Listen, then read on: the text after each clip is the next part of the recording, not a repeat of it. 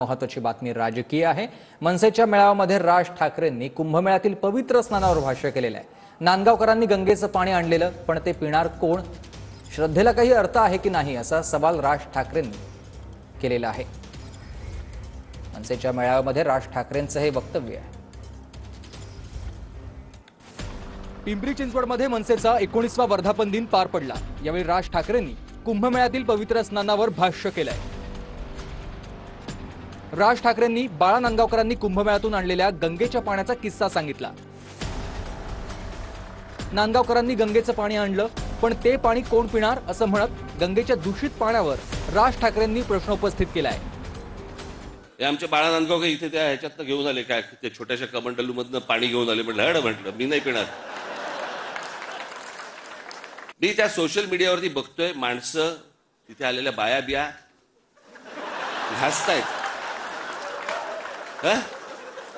आणि बाळा नांदगावकर साहेब गंगेचं पाणी कोण पिईल ते पाणी? श्रद्धेला काही अर्थ आहे की नाही असा सवालही राज ठाकरेंनी मांडला। यावर भाजप नेत्यांनी उत्तर दिलंय। सर्वांनी श्रद्धेचा सन्मान केला पाहिजे असं राम कदम म्हणाले। त्यात गंगेत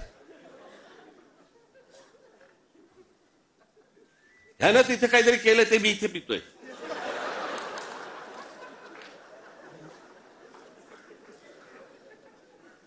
श्रद्धेला पण काय अर्थ आहे की नाही?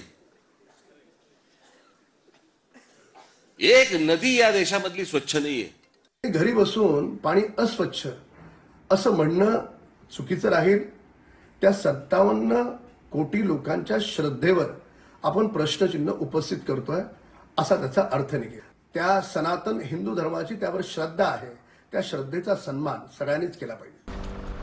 देशात एकही नदी स्वच्छ नसून अंधश्रद्धेतून बाहेर या असं राज ठाकरेंनी आवाहन केलं। तर कुंभमेळ्यात स्नान करणं अंधश्रद्धा नाही तर धार्मिक परंपरा असल्याचं गिरीश महाजन म्हणाले। परदेशामध्ये आम्ही अनेकदा जातो, त्यावेळेला बघतो तिकडच्या नद्या स्वच्छ नद्या, ते काय तिकडे माता बिता म्हणत नाहीत, तरी नद्या स्वच्छ। आमच्याकडे सगळं पोल्युशनचं पाणी आतमध्ये, कोणी आंघोळ करतायत, कोणी कपडे धुतायत, काय वाटेल ते चालू आहे। राजीव गांधी असल्यापासून ऐकतोय मी गंगा साफ होणार। आता राज ठाकरे साहेबांना वाटत असेल तर त्यांचं मत वेगळं असू शकतं, पण मला वाटतं ही काही अंधश्रद्धा नाही। ही अंधश्रद्धा नाही, हे काही जादूटोना नाही किंवा काही छूमंतर नाही आहे। जवळपास 112 वर्षांनी हे सगळं स्नान घडून येतं आहे।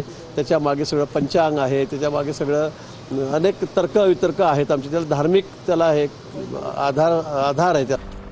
राजकीय स्वार्थापोटी हिंदुत्व चालवणाऱ्यांपासून सावध व्हा, शिवरायांचं हिंदुत्व घेऊन चला असा सल्ला मनोज जरांगींनी दिलाय। राजकीय स्वार्थापोटी हिंदुत्व चालवणाऱ्यांपासून सावध राहायला पाहिजे लोकांनी। कट्टर गोरगरीब हिंदूंनी सावध राहणं गरजेचं आहे। आपलं आपण बघू, यांचा राजकीय स्वार्थापोटी बिगडी हिंदुत्व नको, आपलं छत्रपती शिवरायांचं हिंदुत्व घेऊन चालायचं।